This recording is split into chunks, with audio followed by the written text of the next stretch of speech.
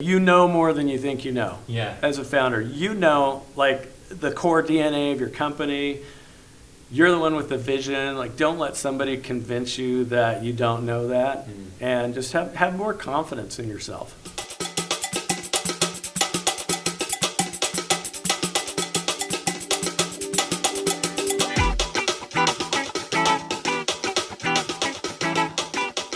Hey there, Powderkeg fans. This is episode 108 of Powderkeg Igniting Startups, the show for entrepreneurs, leaders, and innovators building remarkable tech companies in areas decidedly outside of Silicon Valley. I'm your host, Matt Hunkler, and today we are speaking with Scott Johnson, who is the chairman and founder of project management software company Workfront, and is also the founder of Motivosity, an employee recognition software platform that improves employee engagement and builds company culture. Really cool tool. I'm looking forward to talking about that with Scott today. So Scott is a tech entrepreneur, startup mentor, angel investor, professor as well, has tons of years of experience as a leader and executive, starting and leading numerous companies of his own. And he is in town today all the way from Utah. Hey, thanks for being here today, Scott. Thank you, Matt. That was a mouthful, by the way. Absolutely. Well, I mean, I had to kind of pick and choose for the intro there because there's a lot of things that you've done in your career, and I know you have a lot of cool stories. We were just talking about one of them here just before we turned on the mics. But I wanted to go back even further from that. You've lived in Utah your whole life. Can you tell me a little bit about how you grew up? Yeah, it's like my family situation. Yeah. I was the misfit kid that didn't fit in very well. I always felt like I was on the outside looking in. That's pretty much how I grew up. Jumping on the trampoline out and back by myself, day after day after day. Yeah. And you started your own job. You created your first job you ever had. How old were you? Yeah, I was 9 or 10 years old. Okay. And I remember these little green business cards that I made. Nice. Had a picture of a kid pushing a lawnmower on him. And it was Scott's Odd Jobs. I took business cards to every house in the neighborhood. Sounds like that was a fruitful endeavor. I don't remember much else beyond that. Yeah. Okay. There were a few bad odd jobs, but Any big lessons you took away from that first job? Actually, yeah. There was a life lesson there that I learned, and the life lesson was always bid your job before you give a price. Okay. And, I remember this old grandma neighbor of ours called me and asked if I would weed her garden. And I said, yeah, I'll do it. It's $10. I charge $10 to weed gardens. Everyone had kind of the same size garden except for her. So I went over to her house, and it was probably an acre, and it wasn't even a garden. It was just 4-foot tall weeds. Oh my God. And I did it. Took me a week and a half, full-time work. And the thanks I got was, thanks, here's your $10. I've been angry ever since.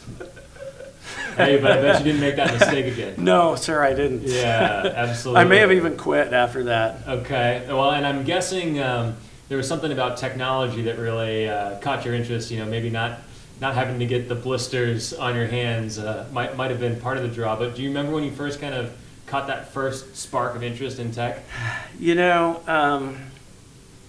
I was a technology troublemaker in junior high. Okay, tell me about that. So our school was a pilot school for these new things called personal computers. So sorry, that's how old I am. Hey, but what a cool benefit to be on the bleeding edge of everything. But I wasn't really a tech guy, but I was like the first guy who figured out in typing class that you could copy and paste. So I totally rocked the typing class, yeah. And I figured out how to reprogram my math teacher's computer so that it would give wrong math answers during the presentation. Nice. And I loved correcting the wrong answers. And so that was, that was my earliest entry into technology, but the light didn't go off for quite a while. In fact, I graduated from Brigham Young University with a degree in Near Eastern Studies. Oh, no kidding. Which is probably about as far away from technology as you can get. Yeah. I remember part of a senior project spending time translating the Dead Sea Scrolls from Hebrew into English. So very non-techy. But has probably come in very handy. Oh, yeah. Yeah. If people ask me all the time, so why'd you do that? Yeah. And it taught me how to think. I think I Sure. solve problems better. Sure. Now that makes a lot of sense. I mean, now that you say it, it didn't make sense at first. Right, but, yeah. No, that's very cool. And so you kind of got exposed to this early on. Talk to me a little bit about how you started to kind of put the two together. You got this entrepreneurial roots as a kid. You're getting exposed to technology. Now you know how to translate Hebrew. Right, How did yeah. that all kind of What's the next logical step? Yeah, exactly. So I was out of college. Since there are no jobs in whatever it was I was doing, I was working as a kind of part-time graphic designer through college. And when I graduated, I wanted to start a digital video production company. Mm-hmm. So again, old school. Everybody was doing video editing on tapes back at the time, and computers were like a new way that you could look at how you do video production. And that really caught my attention and interest. And I remember I spent $16,000 on 64 megabytes of RAM, which was the maximum amount of RAM you could put in a computer at the time. Gosh. And I started working on this digital video. And that was a complete, let's just say I sort of had this vision of myself as a wedding videographer, and I didn't want to go that direction. So I sold it to a company who hired me to do their marketing. Oh. And as part of that marketing, this was 1995, 96. The internet was this brand new thing, and hardly any companies had websites, and it seemed to me like, hey, this internet thing could be a marketing tool. Yeah. And I just jumped in and learned how to make a website, and I learned how to write software using Perl and CGI scripts. Oh this my was gosh. Really, street cred right there. This is bad times. And wrote a little e-commerce thing so that this company could sell their video training online, and I just loved the technology part of it. Like it seemed like I had endless energy for learning and figuring it out. Did it always come natural to you, or did you kind of hit some stumbling blocks along the way? Yeah, I'd like to say it came pretty naturally. Yeah. Like I think I had my DNA just kind of worked. Like I kind of get it. So from there, after that company, started a agency. It was a creative agency that was focused on web solutions. And did you have that idea for the agency while you were still working in that first job? Yeah, well, so I could tell you some stories, but let's just say that company went bankrupt, and the FBI was involved. So, wow. Yeah, and I was Luckily not you got the founder, out, right? Not in handcuffs. That's good. Yeah, I got out with everything but a couple of paychecks. No.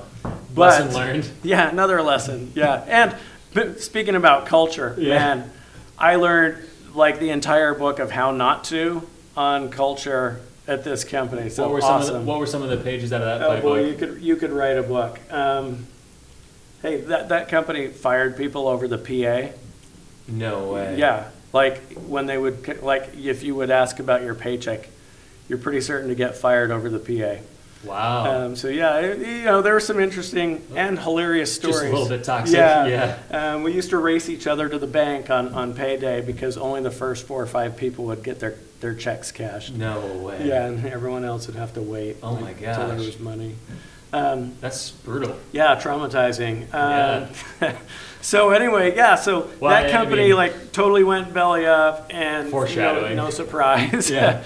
And I got in building web solutions, marketing solutions on the web, and this agency grew. And as we had dozens of employees, we needed to understand who's doing what and how much more work could we do, and is there work we're doing that's good and profitable and work we're doing that's not good and not profitable. And we wanted our customers to have really visibility into the work we were doing for them. And so I started kind of nights and weekends writing some software that could actually do this thing, because at the time Microsoft Project was not going to be the solution for that. Yeah. What year was this about? This was 1999 to 2000. So after working on that for about a year and a half, rolled it out to some of our clients at the agency, and they're like, hey, this is cool software. Where did you buy it? Nice. So for me, that's So really, that was the beginning. I never considered myself an entrepreneur at all until that point where I had an opportunity to split from the agency, took sort of the IP and left the agency with my partners and started that a hard this decision? little. Yeah, it was, because I had 3 kids at the time, Oh, wow. little young kids, and a mortgage, Yeah. and had to strike out and went without paycheck for a year and a half, and Yeah. nobody would give us money because Microsoft was going to destroy us and all that. By the way, Microsoft's a customer of this company now. Oh, wow. That's amazing. But so you were pitching it in late yeah. 90s, early 2000s. Is a early rough time 2000. to It was be- like 2001. It's a rough time to be in tech. Exactly. So Yeah. this thing was a company called AtTask, Yeah. and it was it was bootstrapped. It was difficult. We had some crazy experiences going in and making promises over the phone, and then writing code all night long to go do the pitch the next day of what we had just promised, Oh, and yeah. trying to win deals. There was a lot of smoke and mirrors early on, and made it happen. And that company now has 1,300 employees. It's really dominating the enterprise work management space. Yeah. Tons of great people work there, smartest beginnings. people. Very humble beginnings, for sure. Bootstrapped all the way? Bootstrapped up to 2007. Okay. Yeah, so Yeah. brought in first VC in 2007. Nice. What was that hard decision?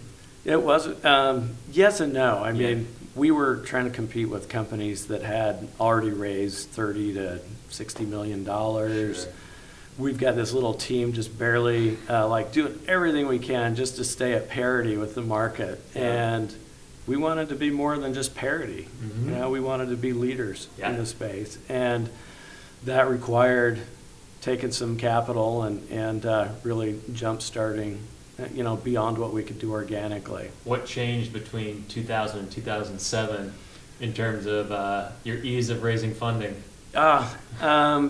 Interesting. Several $1 million of ARR, Yeah. probably. It's interesting how that can change Yeah, the investment exactly. conversation. Yeah, nobody had any vision until we were actually winning. Yeah. Or at least making progress. Yep. Uh-huh. Yep. Did that change the culture at all when you went from a bootstrapped team to now we're playing with other people's money? It did. First of all, I look back and I've made plenty of mistakes through this whole thing too. But one thing when you bring in the VC money is you're stepping into a new stream, right? That's Yeah. running at there's a new current, and Sure. you got to be ready for that. And I think a lot of young entrepreneurs, I know I was one, the investors, they know everything, right? They have all the right answers, and you look at them like, I'll do whatever you tell me to do. And what you don't know from the flip side, because now I invest in companies too, Okay. and you see some investors, it's like, hey, we're going to place a bet on you, and we're really going to push you to swing for the fences or just die. Yeah. And, It's all or nothing. It's all or nothing. And fortunately, the group that came in to Workfront early there was OpenView out of Boston, and they were pretty practical and Yeah, pragmatic about sure. it. And so it was good for us, but from my perspective, I felt this pressure of, oh my gosh, we've now got to make a return. We've got to do this, and it really caused me to take myself so seriously. Mm. And What'd you that do? can be bad for culture, because Sure. every little problem, you've got some board members that are like, why don't you just fire them? Why don't you just hire better people? Mm. And that kind of changes your outlook on your little team that you've got, right? Sure. Like every time there's a problem, you got people saying, how come you didn't just fire them already and get somebody better? And so that was, that was a little difficult Yeah, I'm sure. on the culture, I think. I'm sure. Any advice for founders who are going through that now? Heck yeah, I do. You know more than you think you know. Yeah. As a founder, you know, like, the core DNA of your company. You're the one with the vision. Like, don't let somebody convince you that you don't know that, and just have more confidence in yourself. Yeah, that's good advice. If there's anything you could do differently, is that what you would do differently, or is there anything besides having a little more confidence in yourself? Yeah, no, that would be probably top of my list. Is, Yeah. realize that your gut is probably right more than you think it is. Yeah, absolutely. Well, it seems like it worked out pretty well. You said 1,300 customers now. 1,300 employees. Oh, employees. Yeah. Wow. So they're doing really well. That's great. Yeah. And so is that now what is now Workfront? Yes. Okay. And Yeah, I went through a little rebranding exercise Yeah. in like 2012-ish, 2013. Yeah. What were some of the other bigger cultural milestones? I mean, that's a big one, raising funding. Yeah. Where did you see the other kind of like natural sort of like shifts into the next chapter, or was it really like the culture that you had at that time? Did that scale all the way through to 1,300 employees? No, that's an excellent question. We were always very focused on. We always wanted to be like the best place to work and have work be. I mean, part of the reason that company even exists is because it's important that our time at work counts for something. Yeah. Right? And Yeah. so culture kind of follows that naturally as well. And we wanted to have the strong culture. And what I learned along the way is there are some points. There's a point where you have like 70 employees where you start to have a couple layers of management now. Mm-hmm. And at that point, it's really easy to lose a little bit of the core. Mm. And if How might that manifest? how it manifests with me, because we didn't have a defined culture. Like, as the CEO, No core I values. knew, we all knew, hey, we're all like smart and we're good and we're out to go win. Yeah. So as you start to grow and with the VC money, you start to look outside your backyard and you start to accelerate some of the growth. And so we're starting to meet people that are, a bigwig sales guy from Microsoft, or a bigwig professional services leader from IBM, or you get these stars in your eyes and you're like, come on and join our team. And they bring their own culture with them. Sure. And if you don't have it defined, which we didn't have it defined, what you can end up with is little subcultures in your company. And saw that happen. And when that starts to happen, it's actually really hard to unwind from. Yeah. What's that It's look really like? hard to make that change. It's because culture starts with hiring people who resonate with what that culture is. Yeah. You go join the banner that inspires you, right? Sure. You change the banner, and it's not like, oh, no, I'm inspired by a new banner. Yeah. So Yeah. anyway, it's a long process to kind of make that change, and that was definitely a critical point, that going from like 70 to 150 Yeah. in about a year. Oh, wow. Yeah. It's big growth. That can take a culture hit. And then as you start to expand into multiple locations, that's another sort of cultural milestone. Sure. Where now things need to be so operationalized and part of the core that the company can sustain. For example, an office in Armenia with 70 people, or an office in London with 70 people, and still be, you would recognize a Workfronter, whether you're in Utah or in a remote office somewhere. Yeah. And so that was that's other probably big culture milestone. Do those offices feel the same? They do, yeah. Yeah. Yeah. So Like when similar you walk into a energy. Workfront office in Armenia versus working in a Workfront office in Utah. You'll feel Same like vibe. the same vibe, exactly. Interesting. Yeah. What are some of the things that you've done as CEO to make sure that happens? Yeah.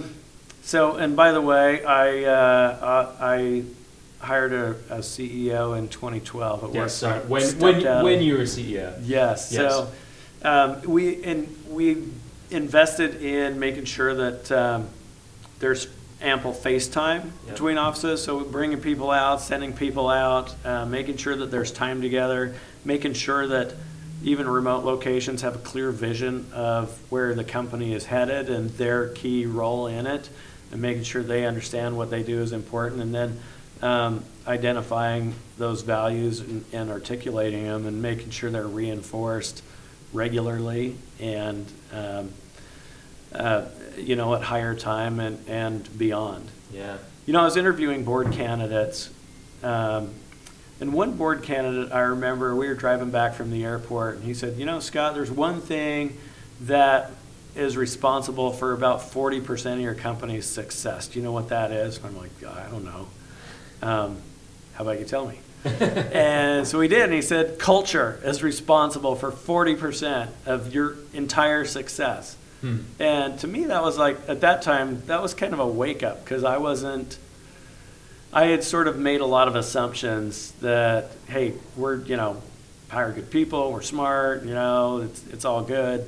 And I have since learned that A, that is absolutely true, and B, the CEO owns it. Yep. And C, that CEO in owning it needs to articulate to the company very regularly what the true north vision of the company is, and what those unique attributes and values are that really inspire people to be, on the same team. Yeah.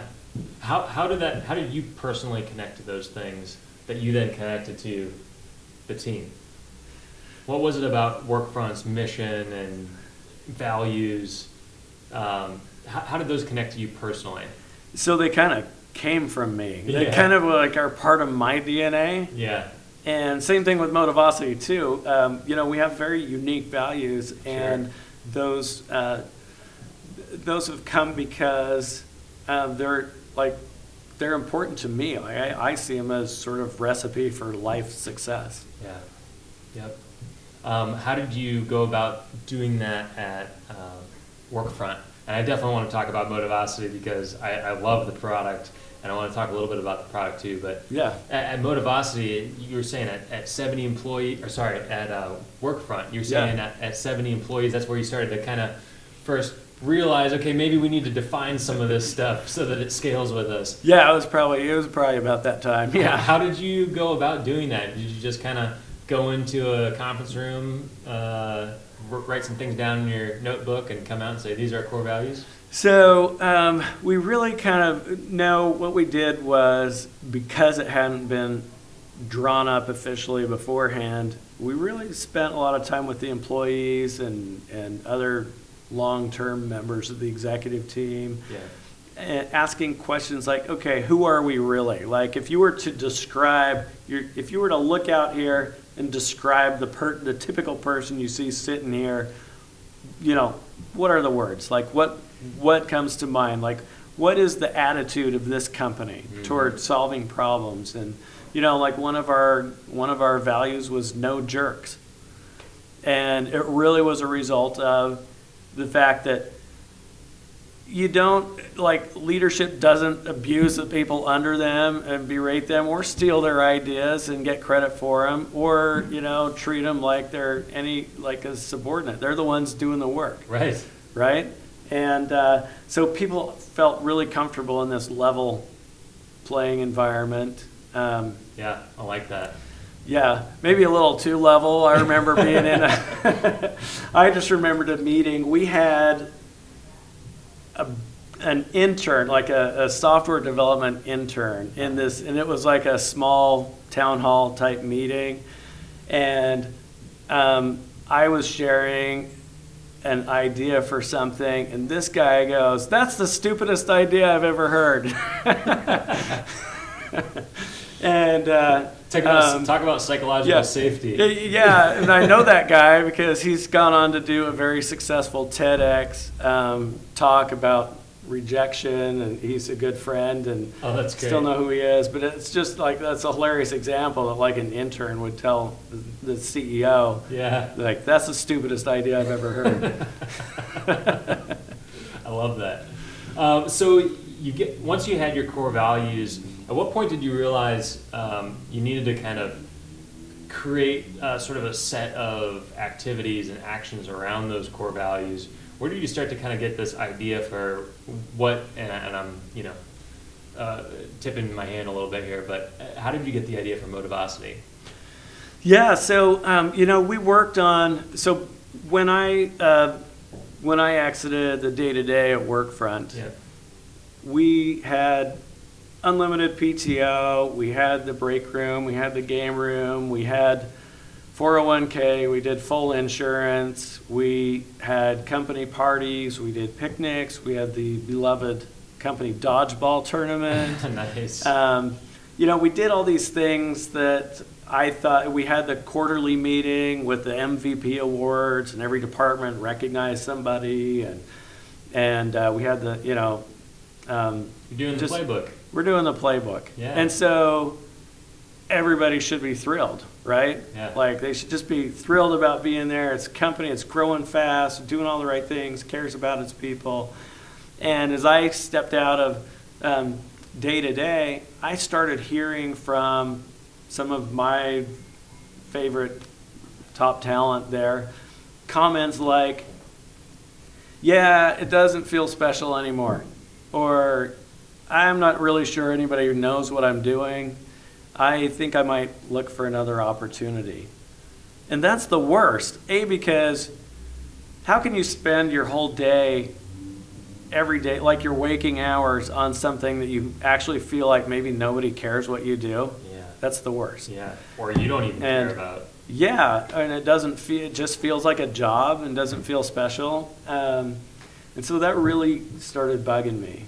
And, to me, I think that there's a way that you can use technology is good and bad. Like, sometimes, tech founders, they're a solution looking for a problem. And if people aren't trying to solve a problem already, tech, all it does is optimize whatever people are trying to do on their own. Yep. And the problem that companies at scale have is that you have, we don't pay managers to be touchy-feely, nice people. We pay them to get results, right? Yep. So that's one problem. The other problem is that in companies you have pockets of good managers and pockets of bad managers. I mean, and it's always going to be that way, because we get our managers from a pool of individual contributors, and just because you know how to do the job doesn't mean you know how to help others succeed at doing the job. So Sure. That's a fact of life. So the question is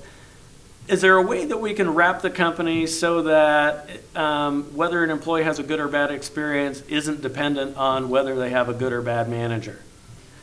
And there is a way to do it, and the things that do that aren't that hard to do, and hence Motivosity was born. So started working on that really as a result of being bugged enough to like wake up every morning at 2:00, just like anxious to get started on this problem. How did you start? Once you had the idea, what was sort of that first step to kind of start testing that idea and working it a little bit? Yeah, so the whole history of the company has been kind of a set of go, no-go decisions. Okay. And the first go, no-go decision was a hypothesis around, I think that companies will spend money to have a better culture.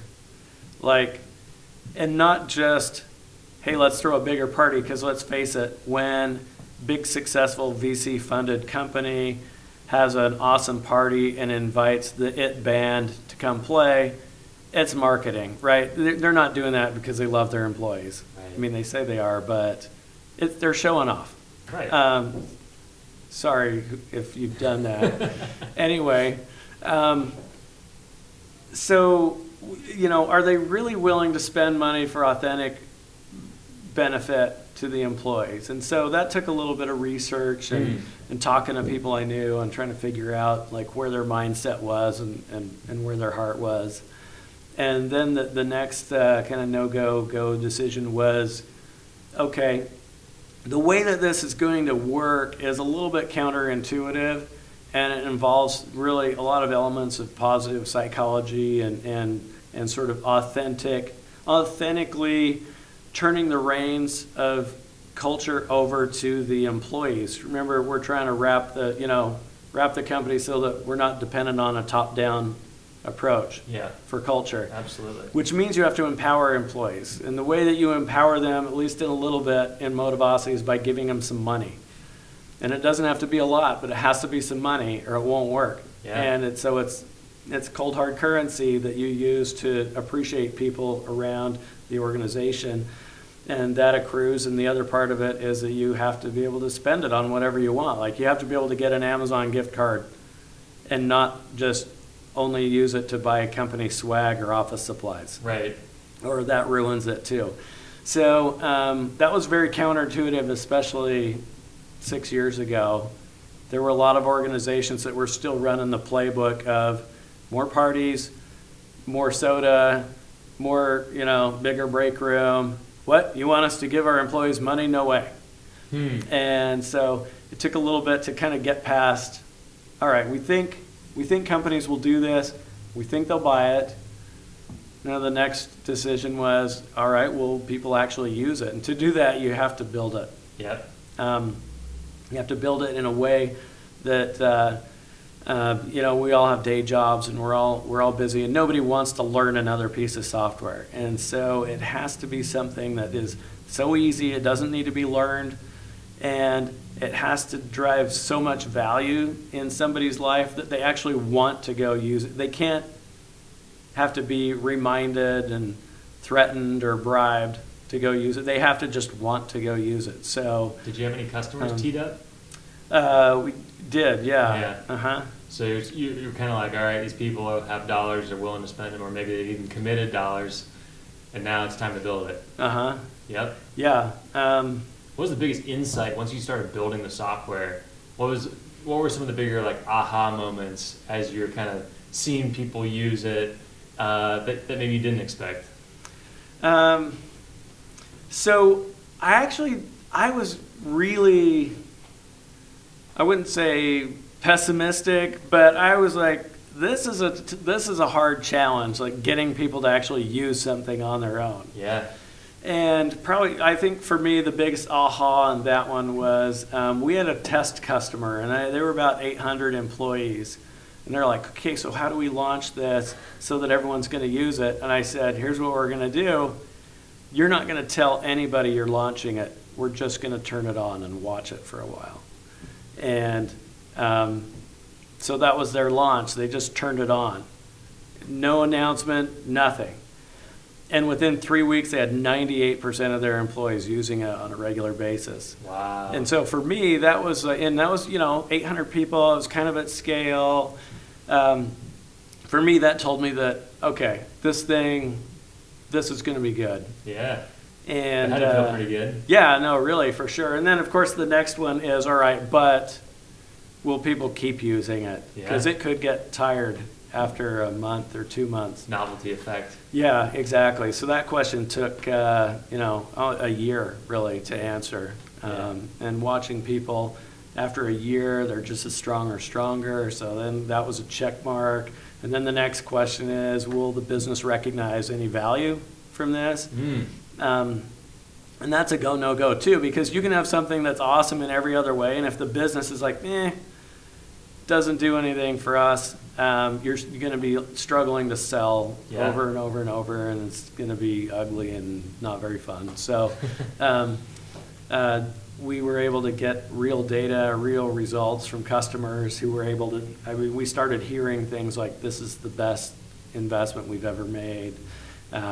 Started hearing how they justify that investment, started seeing HR leaders going to new companies and bringing this in on day one of their new job. That's great. So we knew, all right, companies are seeing that this is something that is key for their company. Yeah. So then after that, it's like learn how to sell it and learn how to scale it, and that's where we are right now. Is learning how to scale it. Well, and I definitely want to talk about that, but just talk me through like a use case today. So I'm an employee at Workfront. I don't know if Workfront's a customer or not. They do, but they were not our first customer. Yeah. Okay. I couldn't bring myself to take it over there if it was no good. Sure. So how would Workfront, if I'm an employee at Workfront, how would I use Motivosity? Yeah, so the core of the software is a peer-to-peer recognition platform. Okay. So what will happen is you'll get a little welcome, and the company will have decided that you get a certain amount of money every month that you can use to say thanks to people. What's the average range that companies? It's $5. $5 a month. $5 per employee per month. Okay. Right. So you think that's like too small to make a meaningful difference, but data shows if you do 5, 10, 20, 30, it's the same participation. Wow. Now if you do less than 5, it starts to go down. Yep. So 5 is really the kind of magic number there. So not a ton of money. But what you'll do is get on Motivosity. You'll fill out a profile that includes a personality profile. You fill out, it's a tag cloud of your interests, your key responsibilities in the company, just a little about yourself, a little history. And what that really does is helps you connect to other people in the company. Mm-hmm. And then you have this central area, which is like, who do you appreciate? Yeah. And when you go to appreciate somebody, the company values are right there in front of you. So, hey, values, team spirit, whatever, or no jerks, right? Yeah. You might be like, hey, man, my boss came in and had a correction but was super nice about it. I'm going to be like, hey, so appreciated the constructive criticism yesterday. Here's $1, no jerks, hit submit.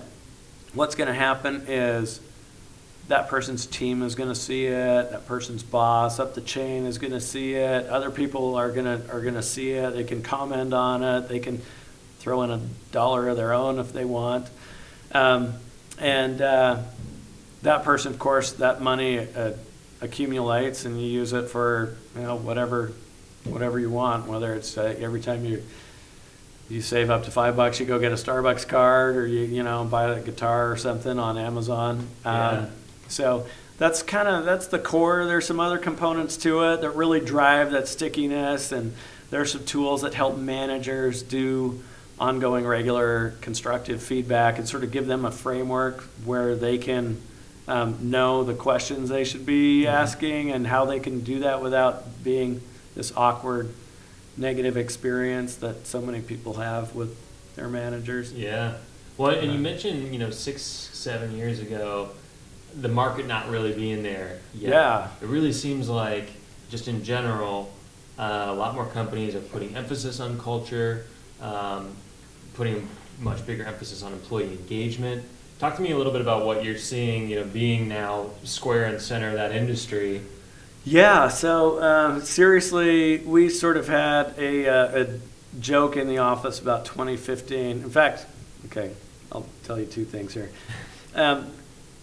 In 2015, it seriously felt like we could make more money selling nuclear waste than we could selling our software. Like, it was impossible to sell this thing. And customers were few and far between. Leads were kind of few and far between as well. And as I was looking at it, go-to-market seemed like maybe we're going to be a play that's for 50 to 150 employees, and maybe it's just not going to get beyond that, because that's just where the mindset was at the time. Yeah. How did you get through those times? Well, we did the brilliant thing of 2016. Our software was free for everybody. Wow. And that didn't work either, so don't do that.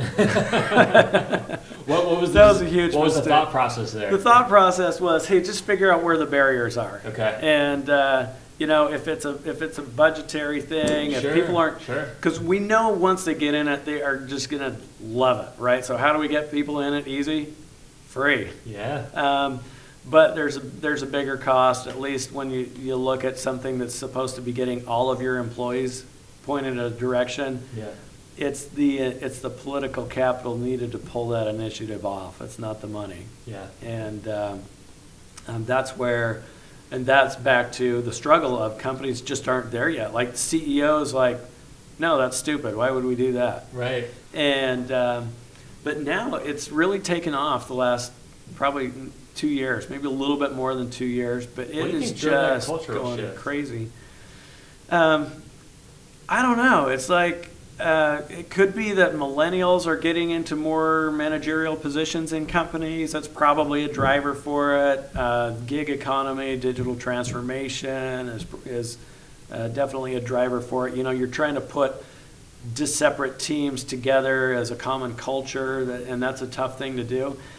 And I think the playbook is wearing out its welcome. Like, we talk to more companies that come to us and say, we've tried everything else, and we need something that drives results.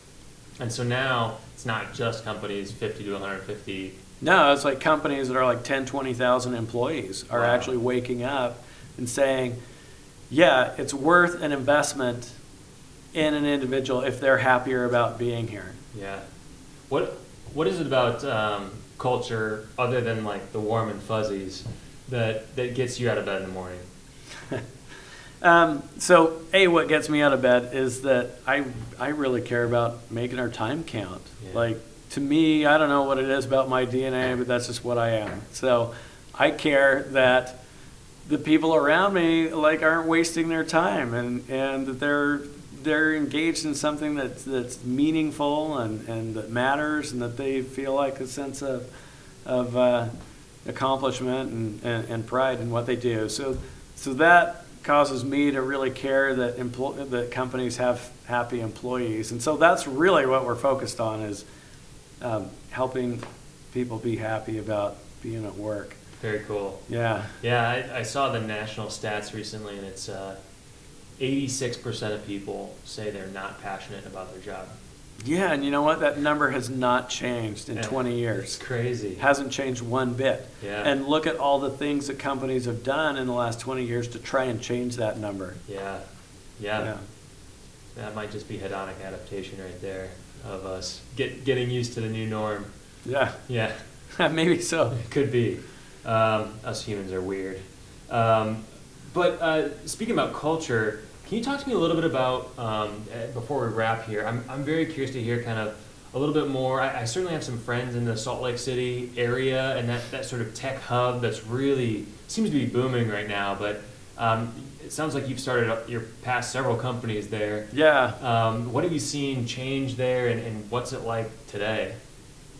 You know what I love? I love Utah, and when I was trying to raise money in 2007, we had plenty of offers that said, "Hey, come move to Silicon Valley, and we'll fund your company." Right.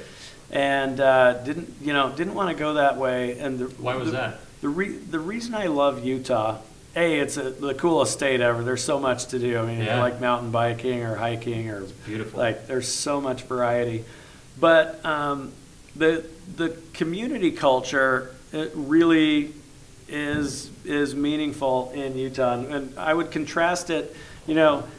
Silicon Valley, it's like your life is your company. Yeah. And it's all about just winning.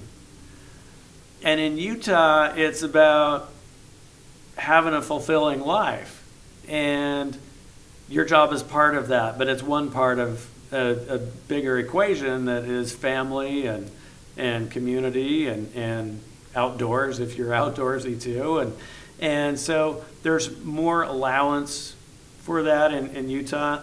Some people might look at that and say we're lazy, but look, there are great companies that are growing out of Utah, and their employees are happier because of that balance. Thousands of tech companies in Utah right now, right? Yeah, there are a lot. Yeah, cool. Has that always been the case, or has that been more kind of in the recent years? It has always been the case. What I think has changed in recent years, I remember trying to recruit executives. Yeah. And seriously, it was, people would say, I will work anywhere but Utah. So, since you're in Utah, I'm not interested. Wow. And it would happen all the time, anywhere but Utah. Well, now there's enough of a tech presence that it's pretty compelling. I mean, you can look down the street and see just all these name brand companies that and they're right there, so you know there's a career opportunity. And I think people are sensing that, hey, there actually is something to this concept that life is more than just go dominate at your job. Yeah, absolutely. Well, I certainly subscribe to that. To me, it feels Midwest. Yeah. Having you guys are like that here, grown right? up in the Midwest, yeah. But it's cool. It's cool to hear about it. I definitely want to get plugged into. I've visited Utah for vacation, but I have not visited yet for business. So I'm eager to get in, plug in a little bit more. Well, when you come out, we'll show you around. Yeah, that'd be great. Good. Well, hey, Scott, I really appreciate you sharing your story here today. And I'm excited about what you're doing with Motivosity. We're looking forward to using it on the Powderkeg team. Right on. And we'll definitely share more about it in our experience. Good, Matt. Thank you very much. Yeah, thank you. And to wrap, I just want to say that's it for today's show. Thank you so much for listening. Huge thank you to Scott Johnson for coming in today here in Indianapolis at Powderkeg headquarters. Be sure to check out Scott and his company Motivosity at motivosity.com. We're going to link it all up in the show notes at powderkeg.com, as well as links to all the resources and companies we talked about here today on the show. And to be among the first to hear the stories about entrepreneurs, investors, and leaders outside of Silicon Valley, please make sure you subscribe to us on iTunes at powderkeg.com/iTunes. We'll catch you next time on Powderkeg Igniting Startups.